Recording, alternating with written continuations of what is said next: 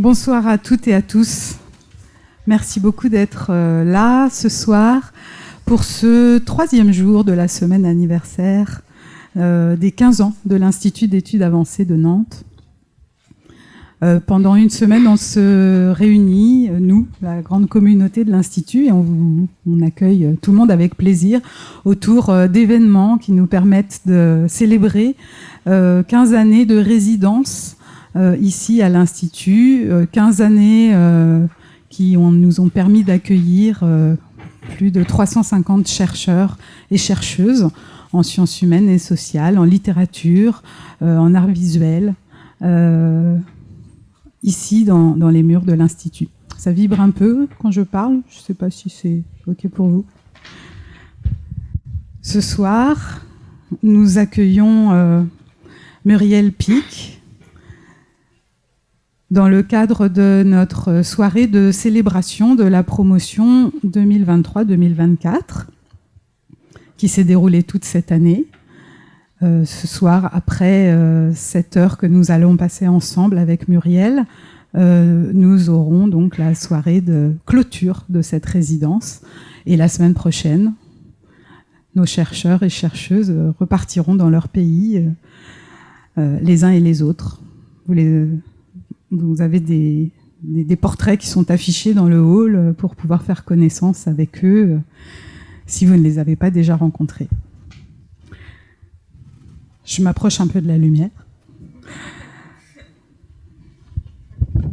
D'ailleurs, c'est de l'autre côté. Muriel. Muriel a résidé cette année à l'Institut d'une manière un petit peu particulière.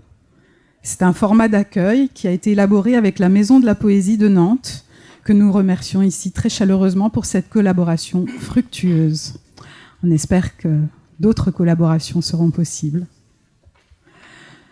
Muriel est docteur en littérature, art et sciences du langage, avec un travail sur la poétique de Pierre-Jean Jouve qu'elle a mené à l'EHESS. Après son doctorat, elle a conduit des recherches sur Sebald à l'Université libre et au centre Marbloch à Berlin, ce qui lui a permis d'aborder la réception de la guerre, de faire des montages de documents pour explorer des imaginaires de l'archive et développer une écriture micro-historique. De 2007 à 2014, elle est enseignante et chercheuse à l'Institut de littérature française de l'Université de Neuchâtel. Elle est devenue ensuite professeure à l'Institut de langue et de littérature française de l'Université de Berne, et ses recherches portent alors sur les liens entre littérature et médecine, avec une approche des humanités médicales par la création littéraire. De 2016 à 2022, elle mène ensuite un projet de recherche qui analyse le rôle des écrits d'Henri Michaud sur les savoirs psychopharmacologiques des années 50 et 60 en Suisse et en France.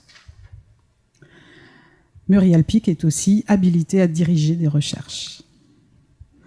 À titre d'autrice, Muriel publie des œuvres littéraires.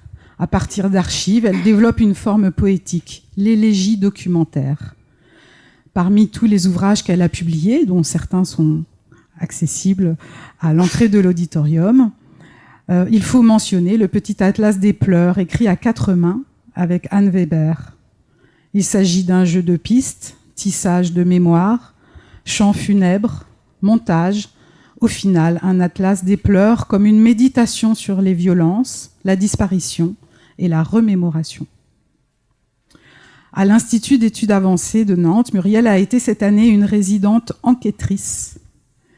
Nous lui avons proposé de se laisser contaminer, irradier par l'esprit du lieu et de bien vouloir, à l'occasion de notre 15e anniversaire, poser son regard sensible, érudit, dont la puissance narrative nous émeut toujours, sur nos archives. Le temps a été compté. Muriel a résidé ici quelques semaines seulement, en faisant des allers-retours entre la Suisse et Nantes.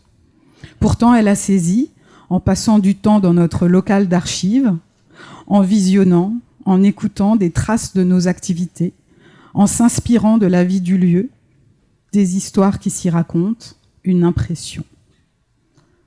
Merci Muriel.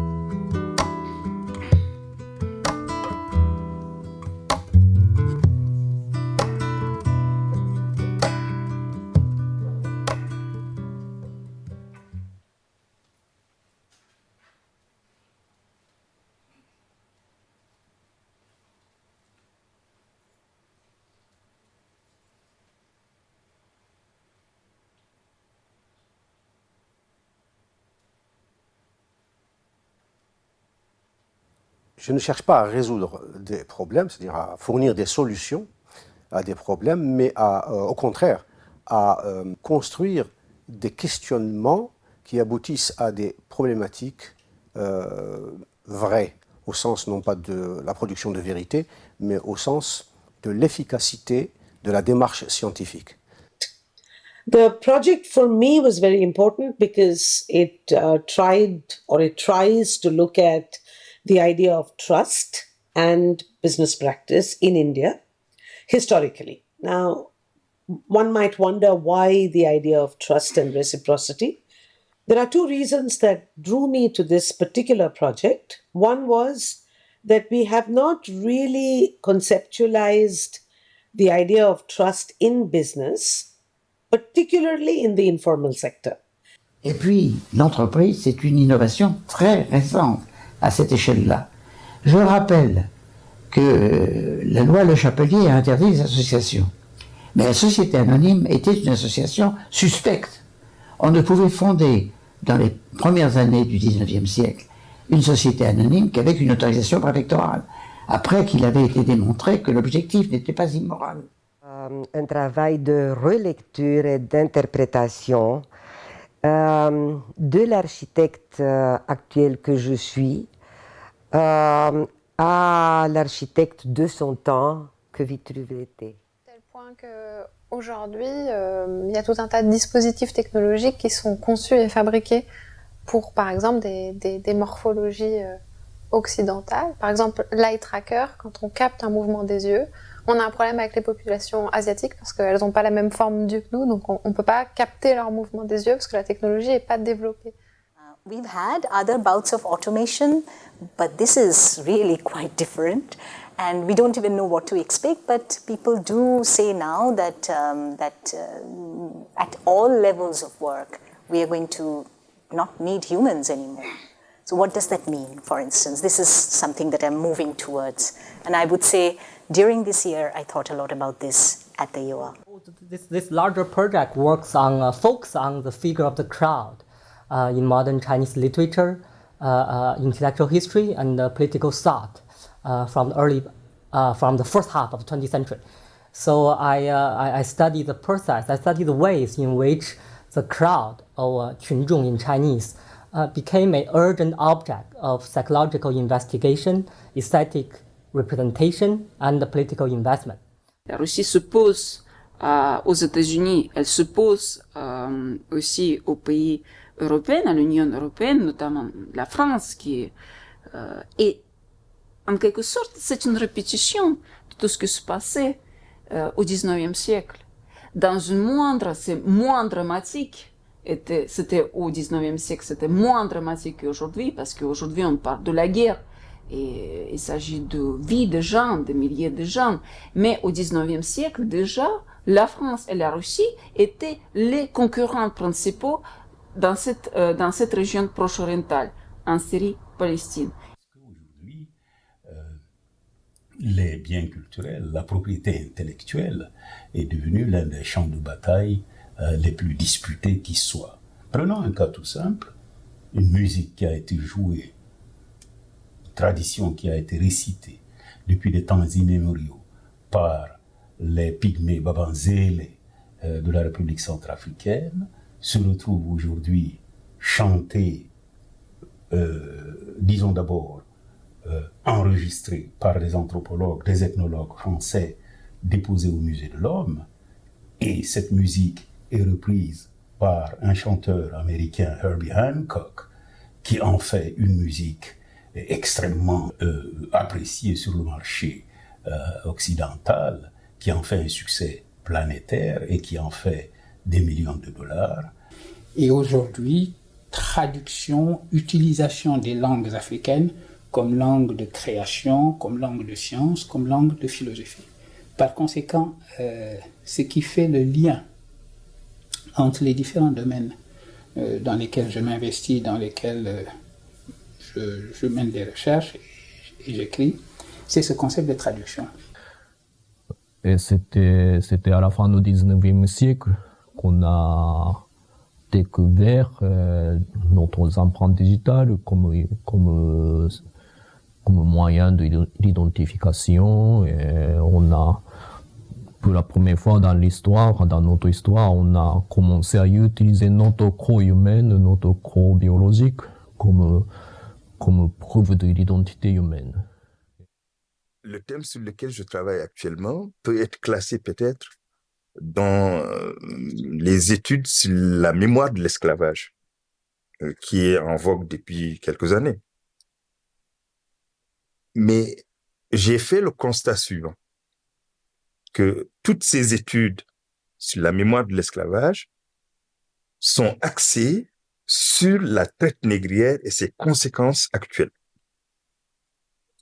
Et que ce qui se passe actuellement en Afrique, ou ce qui reste de notre organisation sociale, et qui tire sa validité de l'existence auparavant de l'esclavage, n'est pas pris en compte dans cette mémoire. C'est ce que je crois. Geographical study, which I am doing, would reveal the nature, the characteristics, and the variation of this old script together with its geographical and chronological extension and importance in the Indian subcontinent.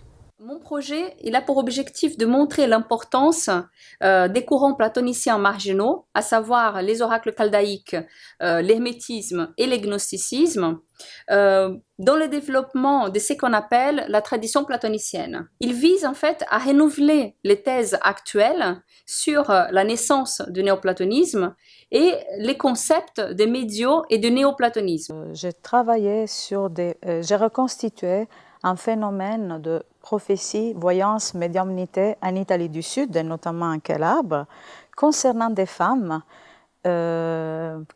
appelées par les acteurs sociaux même femmine che vanno con i morti, femmes qui marchent avec les morts. Il s'agit d'un phénomène avec une caractérisation socio-historique spécifique liée à la société agropastorale du passé en Calabre, mais un phénomène concernant surtout des femmes. C'est de savoir comment est-ce qu'on devient homme. Comment est-ce qu'on devient homme? Comment est-ce qu'on devient homme dans un contexte colonial? Et le contexte colonial est mon contexte favori pour faire l'histoire. Et je me suis demandé comment, dans un contexte colonial qui était assez oppressif, c'est le contexte colonial belge, il était possible pour des enfants, donc sujets coloniaux, de devenir hommes. Une de ces spécificités, c'est l'orientation, l'axe nord-sud qu'a choisi l'Institut, qui le distingue d'une façon très marquante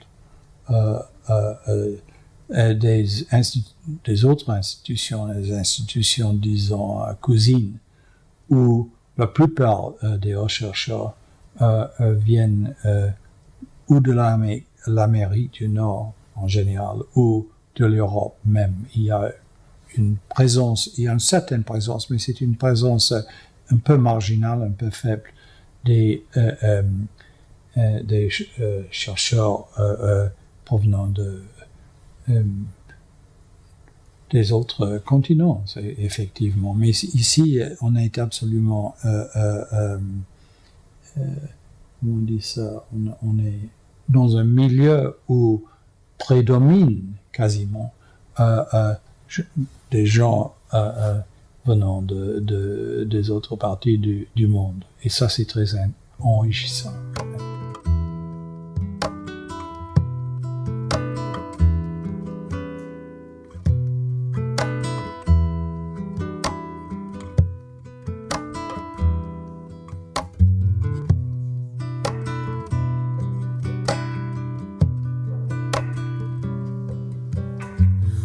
Je suis passé par où, je suis passé vers je suis pas non plus les trottoirs de Manille, du Paris ou d'Alger, pour apprendre à marcher et traîner quelque part. Et traîner quelque part, pour celui qui est né, c'est toujours un hasard.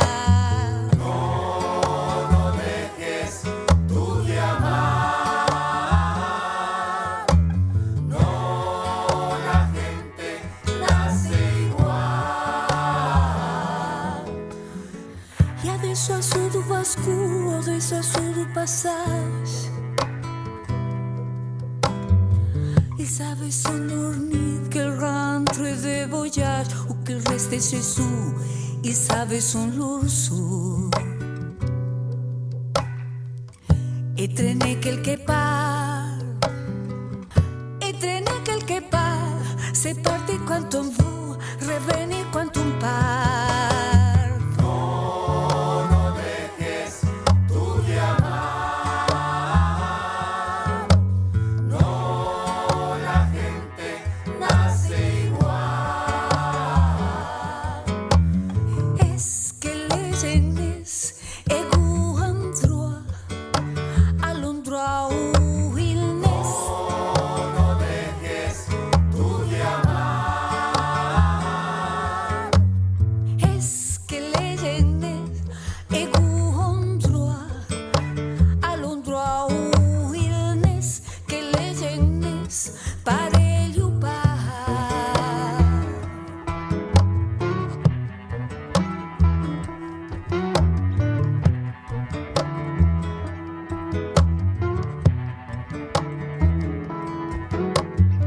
Mucho si pas ses parents, mucho si pas sa famille.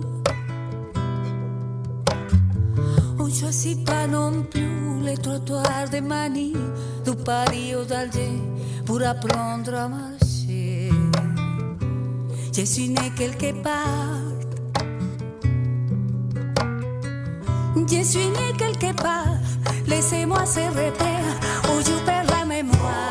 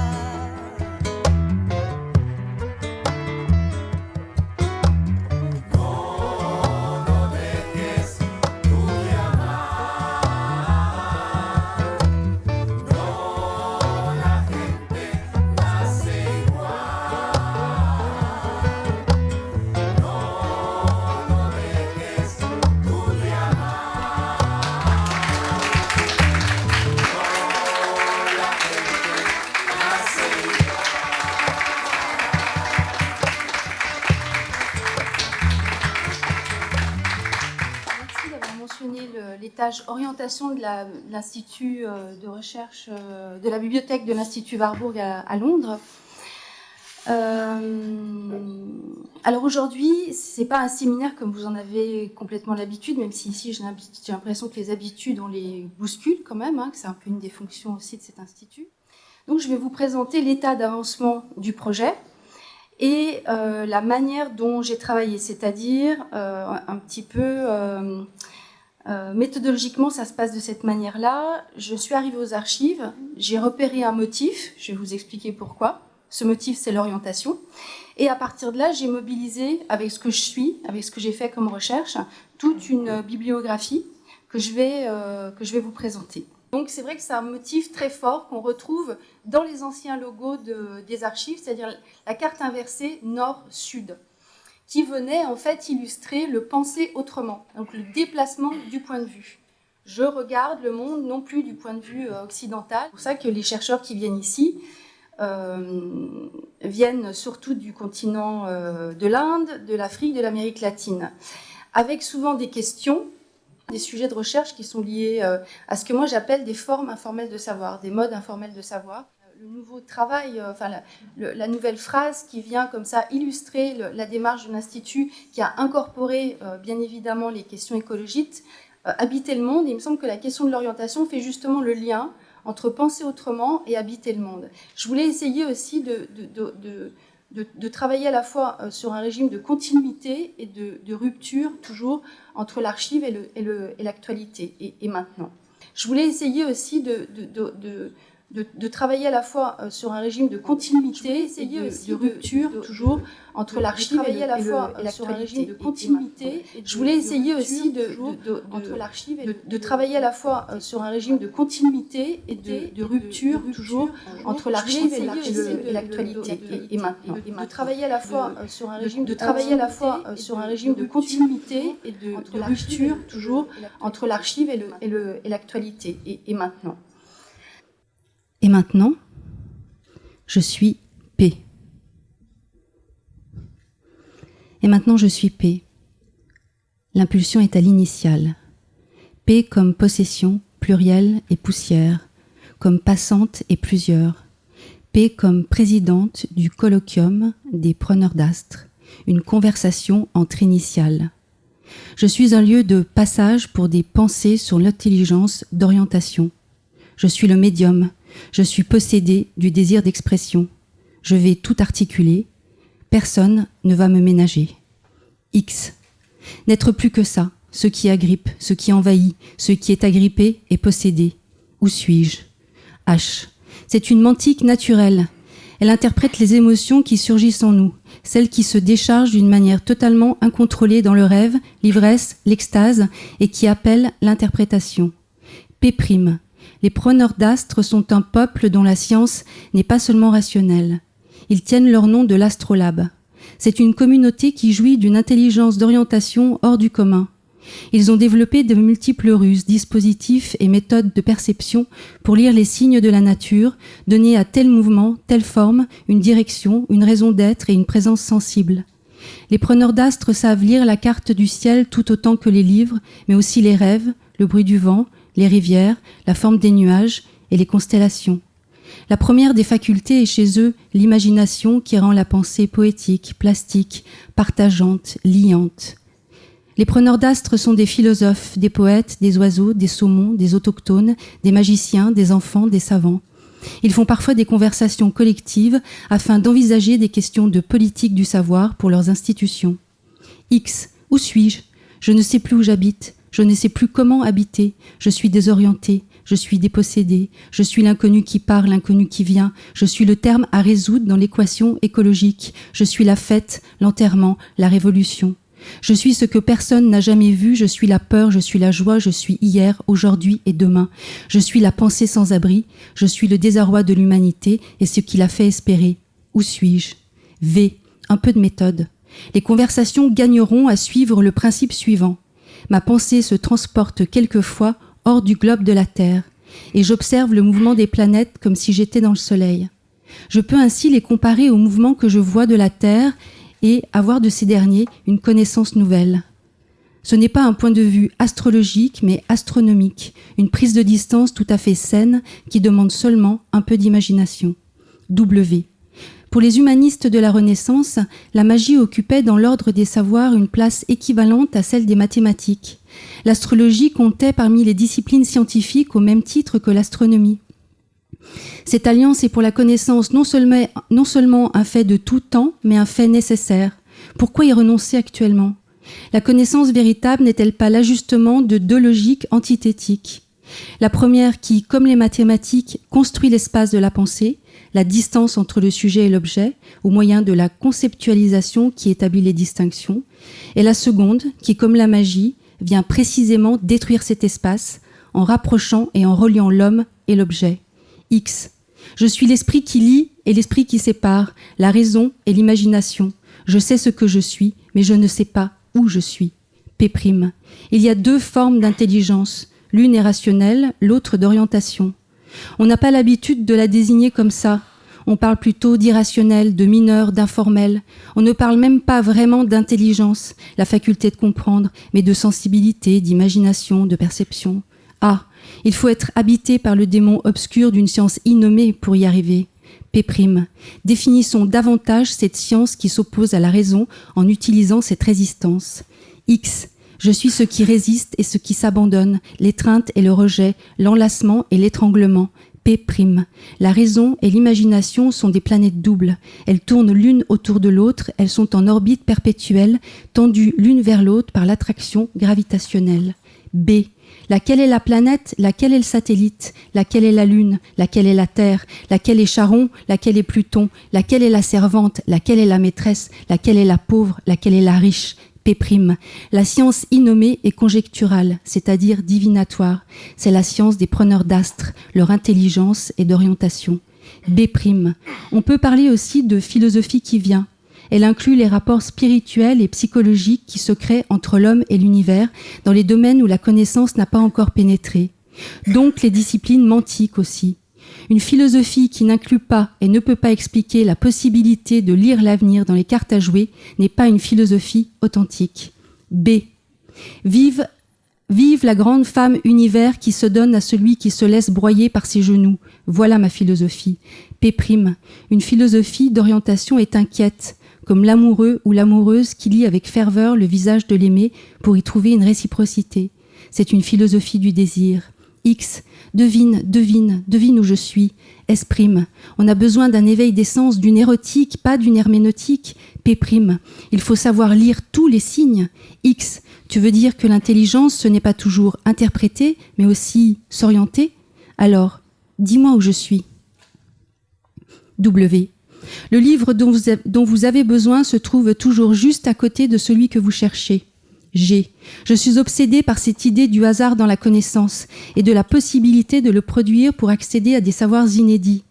Un jour, j'ai ouvert par surprise un traité de métaphysique et j'ai mis le doigt sur un nom propre que je ne connaissais pas.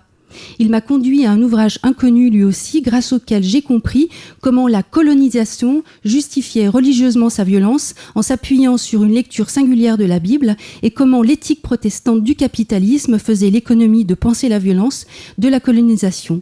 Ce sont les résultats de ma bibliomancie. P'. Les niais s'imaginent que les grosses dimensions des phénomènes sociaux sont une excellente occasion de pénétrer plus avant dans l'âme humaine. Ils devraient au contraire comprendre que c'est en descendant en profondeur dans une individualité qu'ils auraient une chance de comprendre ces phénomènes. W. Je dispose des images de l'histoire du monde sur une table devant moi, comme une cartomancienne dispose les cartes d'un tarot pour lire l'avenir. Une fois cela fait, je cherche à faire des connexions. X, j'ai du mal à comprendre. Soyez plus précis avec l'infini. Sinon, jamais je ne saurai où je suis. P'. Il faut parcourir anachroniquement la planète, suivre des fausses pistes, des ressemblances, des analogies, saisir ce qui nous lie et nous sépare en même temps, dialoguer avec ceux qui sont là, ceux qui ont vécu et ceux qui ne sont pas encore nés. L. En tout cas, avec une méthode pareille, pas la peine de vouloir tirer des conclusions, inutile de chercher des résultats réitérables. P'. J'ai 8 ans. La grand-mère m'apprend à tirer les cartes. Je dois lire les liens entre elles. Toujours observer ce qui vient avant et après chacune. Ne pas chercher dans la carte seulement à percer le mystère de ce qui vient. Selon le voisinage, une carte peut avoir une signification radicalement opposée à celle qu'on lui donnerait à côté d'une autre. C'est le rapport entre les cartes qui fait la divination. Un peu comme au cinéma avec le montage. Selon sa voisine, une image prend une autre signification et c'est à celui qui regarde de deviner. 1 + 1 = 3. L'intelligence d'orientation implique un spectateur ou un lecteur actif qui va former dans son esprit la troisième image. On ne veut pas des feignants, ni des pantouflards. On n'est pas des bourgeois dans des canapés. On veut des preneurs d'astres, des penseurs sans abri. H. C'est sûr, nous n'interprétons pas de la même manière quand nous lisons un livre confortablement installé dans notre fauteuil et quand nous cherchons à nous orienter dans l'obscurité, au milieu d'un environnement inconnu. Les bruits prennent dans ce dernier cas une toute autre valence et influent puissamment sur notre comportement. Ils éveillent notre sensibilité mantique. Il faut tout deviner. Confronté à un milieu contingent dont il ignore tout, l'individu doit être prévoyant, il doit voir le danger en avance. C'est une question de flair, d'intuition. M. Joie, joie, joie au travers des fumées. P. La grand-mère avait les yeux vairons.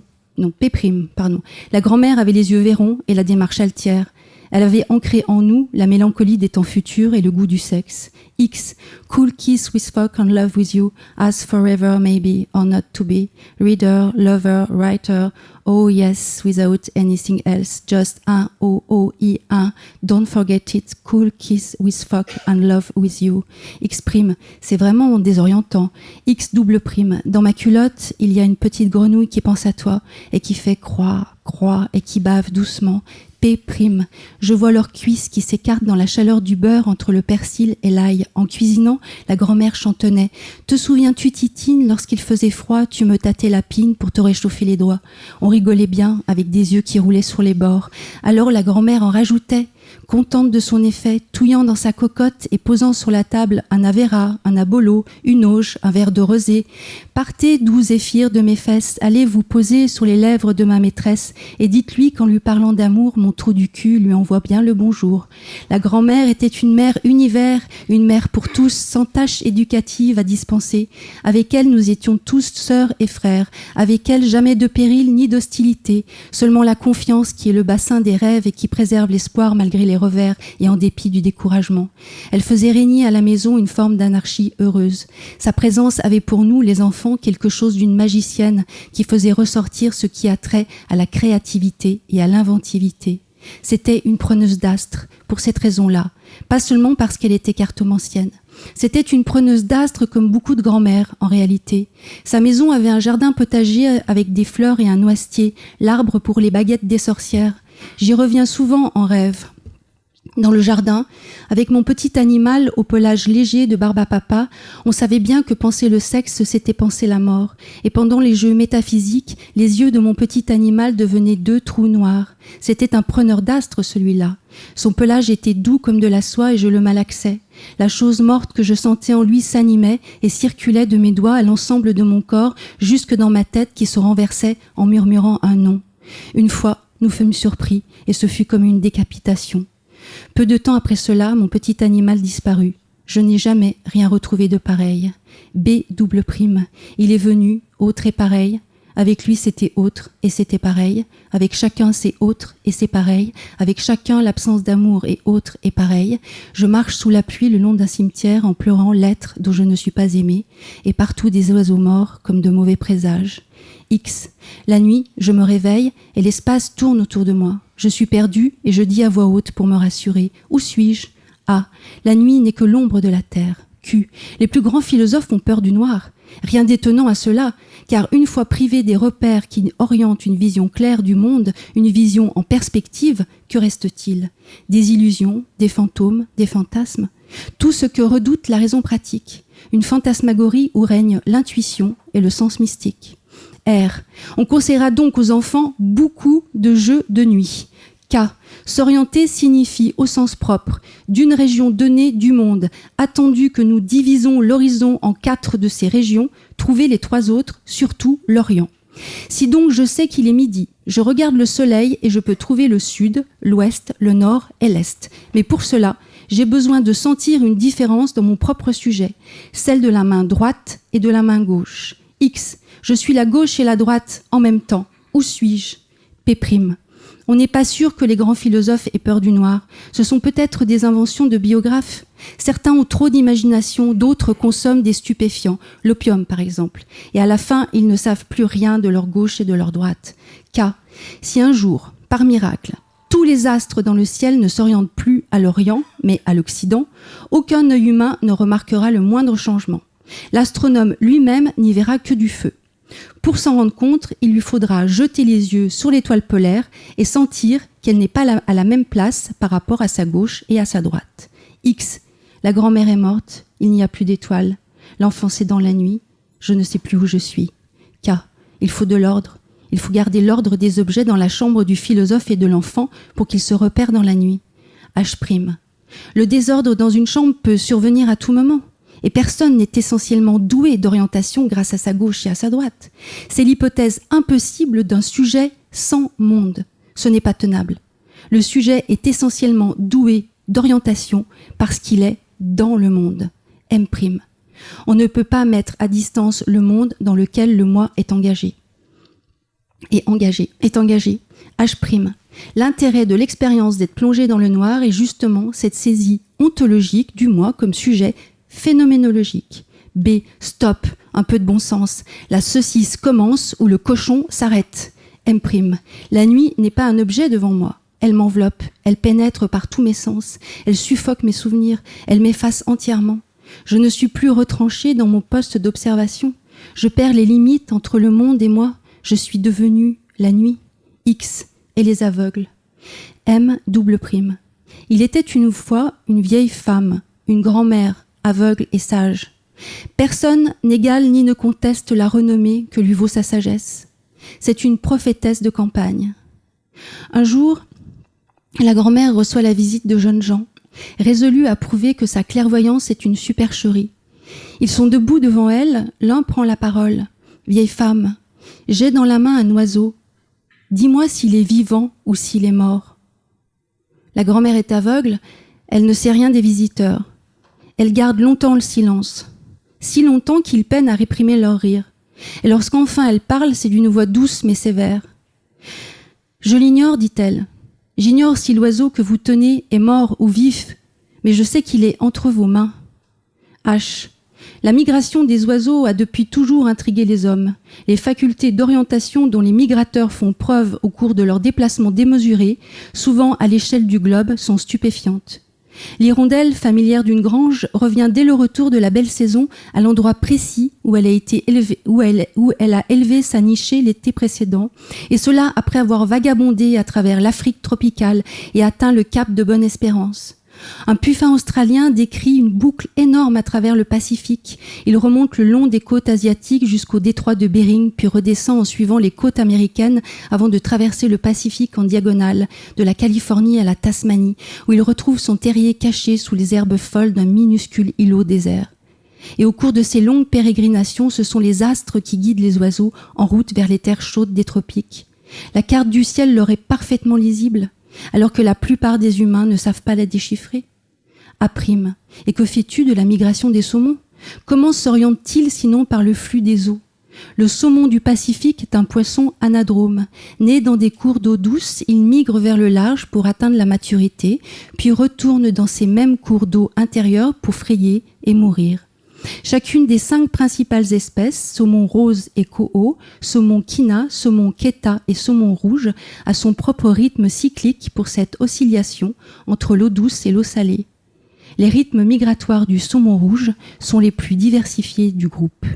Il passe 3 mois à 3 ans en eau douce et d'1 à 4 ans dans la saumure de l'océan. D. Les oiseaux sont des preneurs d'astres, les saumons sont des preneurs d'astres. Mais les hommes aussi sont des preneurs d'astres. Pendant longtemps, on pouvait voir les autochtones garder le cap sur un point particulier, tout en traversant sur une longue distance des glaces bosselées, avec d'incessants changements de direction et sans aucun guide dans les cieux ou sur la mer gelée. Entre les cieux et la mer gelée. Même les géomètres européens les plus expérimentés ne réussissaient pas à en faire autant. Pourtant, personne ne supposera qu'ils possédaient un sens particulier qui aurait fait défaut aux autres humains. Ni la boussole, ni l'étoile polaire, ni aucun autre signe de ce genre ne suffisent à guider un homme vers un point particulier dans un pays complexe. Il y faut aussi une sorte de calcul à l'estime, en partie inconscient. X. La civilisation a sédentarisé les peuples autochtones pour exploiter leurs terres. Mémoire battante, mémoire grosse comme un cœur qui bat, mémoire battante qui se bat pour garder le sens de l'orientation. Mais où suis-je donc? S. Un jour, l'électricité était en panne. Il régnait une obscurité profonde. Ni lumière de maison, ni lumière de voiture, et ni lumière de lampadaire, et ni lumière de rien. À la place, les étoiles qui brillaient avec une intensité que je ne leur avais jamais vue que durant mon enfance, quand on allait s'étendre dans les prés avec la grand-mère. Du plein nord jusqu'à l'horizon austral, les signaux scintillants occupaient tout l'espace. Le timon du chariot, la queue du dragon, le triangle du taureau, les Pléiades, le cygne, Pégase, le dauphin. P'. Je n'habite pas premièrement le monde par ma raison, mais par mon intelligence d'orientation. X. Mais que sont ces milliards de soleils qui se succèdent à travers les siècles et l'espace? Une pluie d'étincelles qui féconde l'univers? Où suis-je? M. Et si on fumait un joint pour se détendre? Un jour, Après avoir pris du hashish dans l'obscurité d'une salle de cinéma, j'ai senti grandir en moi un sentiment étrange, tandis que le film défilait. J'avais oublié dans quelle ville au monde je pouvais bien être. Je sortis et dehors, c'était bien ma ville. Que se passait-il? J'étais désorientée, décontenancée par des interruptions d'orientation.